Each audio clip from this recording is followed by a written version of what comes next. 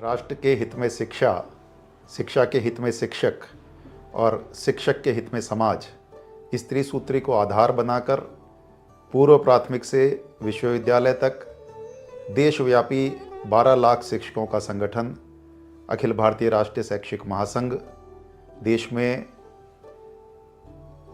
शिक्षक और शिक्षा और राष्ट्र के सम्मान के स्थापना के लिए 36 साल से निरंतर कार्यरत है।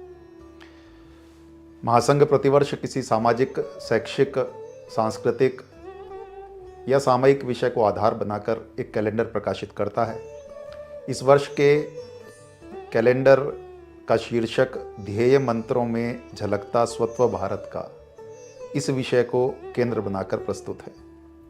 स्वाधीनता समर के सूत्रधारों के मन में स्वतंत्र भारत की जो संकल्पना रही, वो ऐसे भारत की थी जिसका समग्र तंत्र स्व आधारित हो, स्व प्रेरित हो।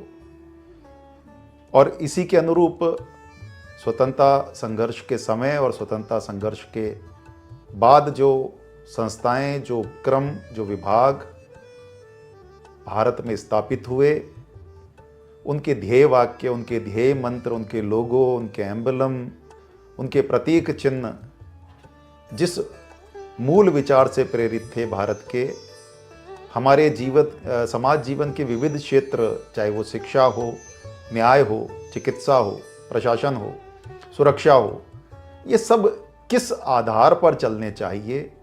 तो एक सपना था, सात्विक सपना, उस आधार पर सबकी सामूहिक सहमति के आधार पर ये नियत किए गए, ये तय किए गए।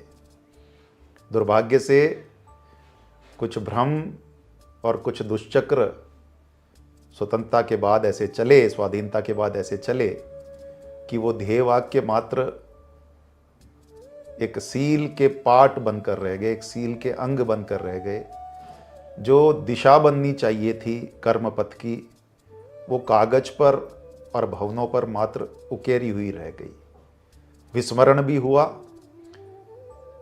हमारा उद्देश्य ये था कि हम समाज जीवन में एक दिशा देंगे पूरी दुनिया को। भारत जिस आधार पर विश्व गुरु रहा, भारत जिस आधार पर सोने की चिड़िया रहा, भारत ने जिस आधार पर पूरी दुनिया को दिशा दिखाई, उस स्वयं के आधार पर भारत के संस्थान खड़े होंगे और दुनिया को प्रेरणा देंगे। लेकिन दुर्भाग्य से औपनिवेशिक मानसिकता हम पर हावी रही और इनका विस्मरण हुआ है। इसीलिए महासंघ ने ये कैलेंडर, इस वर्ष का कैलेंडर स्वयं के पुनर्स्मरण के लिए, पुनर्स्थापन के लिए और उसके आधार पर समाज जीवन के विकसन के लिए हम सब सचेत हों, उस दिशा में चलें, इस प्रेरणा से इस वर्ष का कैलेंडर महासंघ ने प्रस्तुत किया है। हमने कतिपय संस्थाओं, उपक्रमों के ध्येय वाक्यों को चुना है। एक बार पुनः हम सबके स्मरण में आए कि हमने क्या सोचा था उस समय जब ये सब कुछ चलना था। उस समय हमने क्या सोचा था। जैसे हम यदि प्रथम पृष्ठ पर चलते हैं तो हमने भारत सरकार का चिन्ह लिया, सत्यमेव जयते।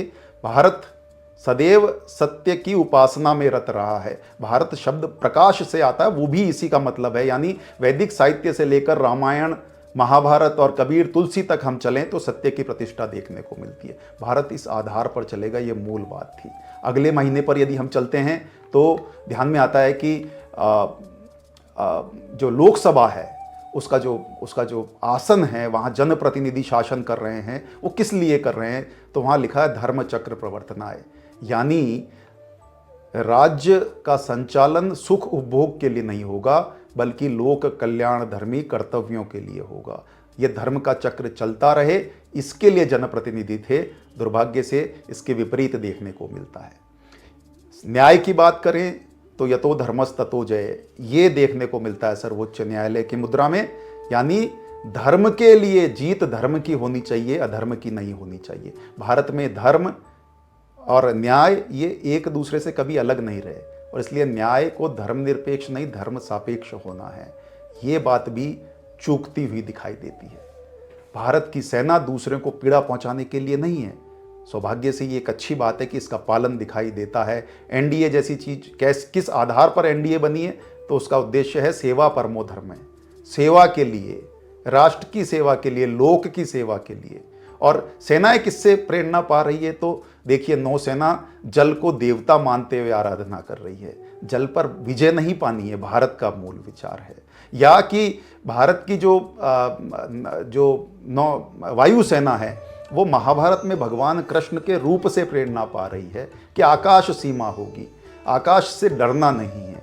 इन प्रेरणाओं पर भारत की सेनाएं विकसित, सौभाग्य से वो काम भी कर रही है। चिकित्सा के क्षेत्र में एम्स जैसी संस्थाएं, आईसीएमआर जैसी संस्थाएं या आयुर्वेद विभाग जैसी संस्थाएं, उन्होंने ध्येय वाक्य किसको अपनाया और हम कहाँ चल रहे हैं? सर्वे संतु निरामया जैसे, शरीरम माध्यम खलु धर्म साधनम जैसे, प्रयोग धर्मी आईसीएमआर जिस विचार को लेकर चलता है कि परीक्षण कर करके, परीक्षा करके, प्रयोग करके, वैज्ञानिक दृष्टि के आधार पर, ये चरक संहिता से आता है। भारत हमेशा इस विचार को जीता रहा है, चिकित्सा को कभी व्यवसाय नहीं माना, सबके सुख की कामना। मानवाधिकार को लेकर पश्चिम की एक संकल्पना है, लेकिन भारत का मानवाधिकार आयोग अपने लोगों में लिखता है सर्वे भवन्तु सुखिनः, सबके सुख के लिए। जब आप ये काम करते हैं कि सबके सुख के लिए अपने कर्तव्य जब सब करते हैं, तो अधिकार स्वतः संरक्षित हो जाते हैं। और इसलिए सर्व मंगल की कामना है, संघर्ष नहीं है। ये जो पश्चिम की एकांगी संकल्पना है, उसके विपरीत हमको भारत का विचार देखने को मिलता है।